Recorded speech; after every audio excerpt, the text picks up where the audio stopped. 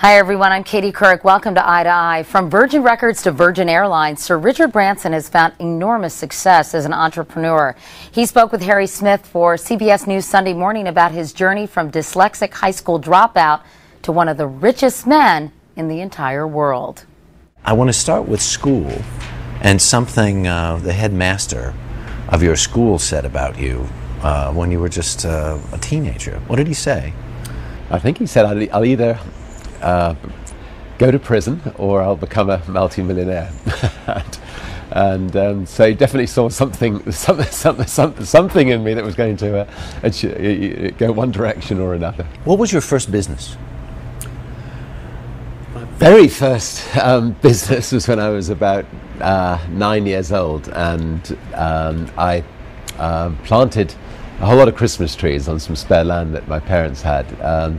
And my thinking was that when I was 18 and I left school, those Christmas trees, instead of being that big, they would be 6, 7, 8 foot tall, and I would be able to, use the money to, I don't know. I suspect go to Bali and live happily ever after.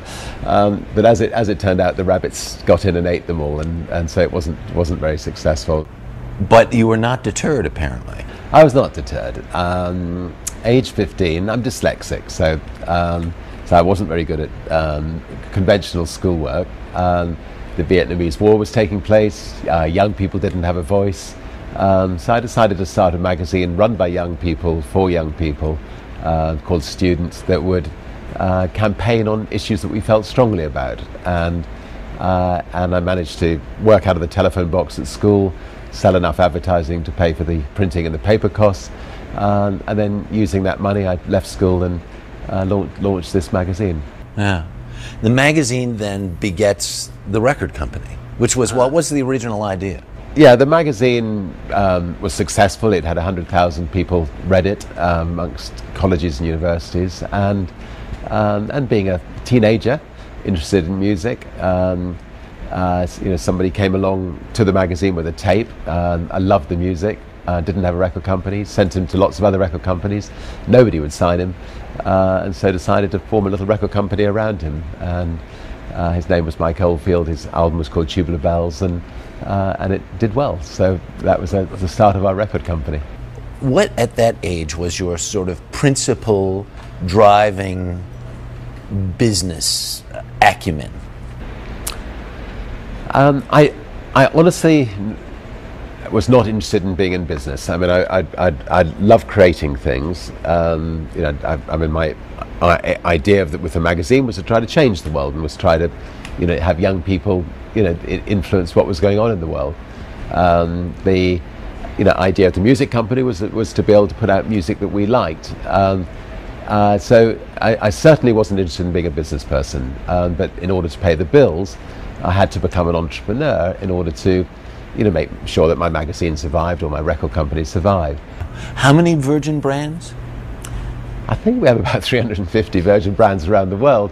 But the difference, I suppose, between Virgin and a giant corporation is that each of those companies are relatively small in their sector. They're hungry.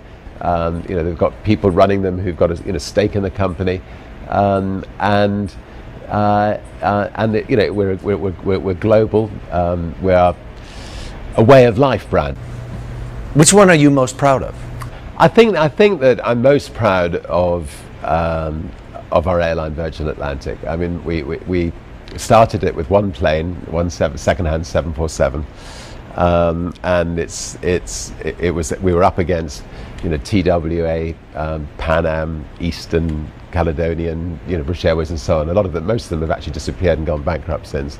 And we created, the best airline flying across the Atlantic. I mean, it was fun to travel on. The staff have been magnificent in the whole 21 years that it's been flying. It was very different from any other airline. And if you go back 21 years, all you got was a plate of cold chicken dumped in your lap. You had no entertainment, and it was a horrible experience. And so I think the Virgin Atlantic transformed air travel for people. Do you know what you're worth?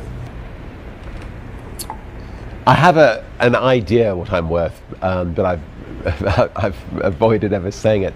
I think that money is there to put to good use, and I would never put the money I've got into a personal bank account. I mean, every single penny that I generate will be spent on either creating new jobs, creating new companies around the world, or in investing in Virgin Unite, our charitable foundation, and trying to, right back to when I started with the magazine, actually trying now to be in a position where we can make a bit of a difference in the world. Are you the luckiest son of a gun in the world? I would say I am the luckiest person in the world. I mean, first of all, I've been picked out of the sea 6 times by helicopters, and that's why I think I sponsor London's ambulance helicopter service. And if those helicopters hadn't managed to pick me out, I wouldn't have been here telling this story.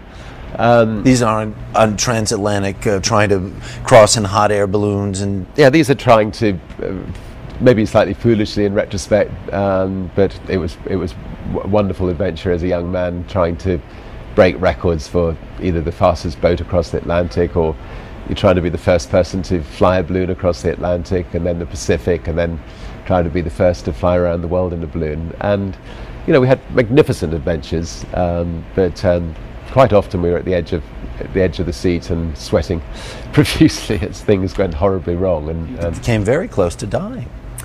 Yes, I mean, there were a number of occasions where I shouldn't have come back, but anyway, we managed to come back. And I came back once to a full-page advert by Virgin Atlantic saying, look, Richard, we have an airline, why don't you use it?